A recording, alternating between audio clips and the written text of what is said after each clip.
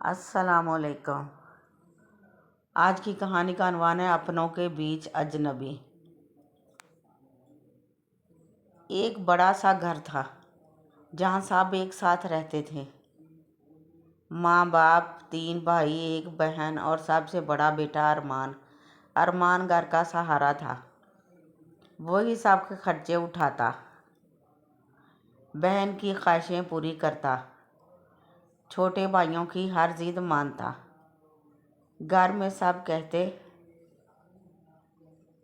ارمان جیسا بیٹا نصیب والوں کو ملتا ہے، لیکن اسی گھر کے ایک کمرے میں ارمان کی بیوی ثنا خاموش بیٹھی رہتی تھی۔ اس کی آنکھوں میں ایک سوال ہوتا، کیا ہم اس کے اپنے نہیں؟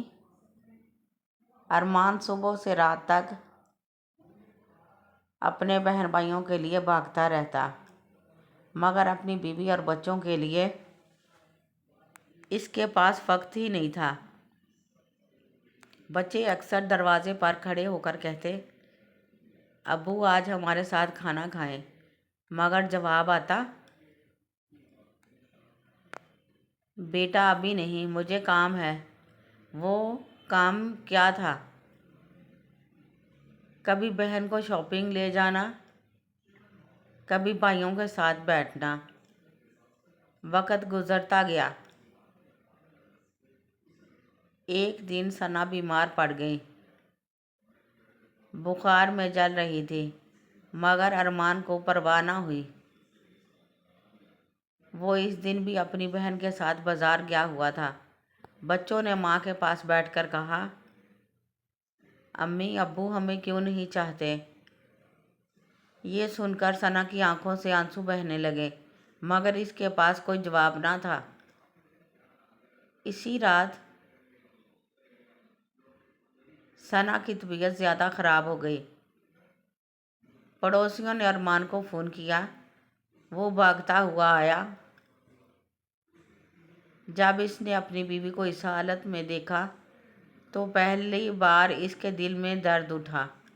بچوں کی آنکھوں میں خوف تھا اور ایک سوال بھی، ابو آپ کہاں تھے؟ یہ سوال ارمان کے دل میں تیر کی طرح لگا۔ اسے احساس ہوا وہ سب کا تھا، مگر اپنے گھر والوں کا کبھی نہ بن سکا۔ اس نے پہلی بار اپنی بیوی کا ہاتھ پکڑا اور آہستہ سے کہا، مجھے معاف کر دو، میں نے تمہیں کبھی سمجھا ہی نہیں۔ ثنا کی آنکھوں میں آنسو تھے، مگر اس بار وہ خوشی کے تھے۔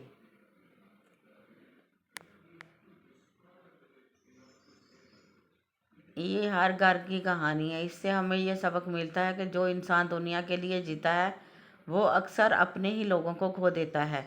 اصل کامیابی یہی ہے کہ اپنوں کو بھی وقت دیا جائے۔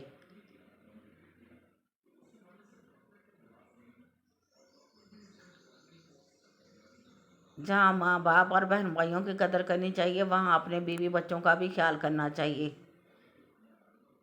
بیوی بچوں کو دوسروں کے آسرے پر نہیں چھوڑ دینا چاہیے۔ جس کسی کو بھی یہ کہانی اچھی لگی ہو کمنٹ میں ضرور بتائیے گا،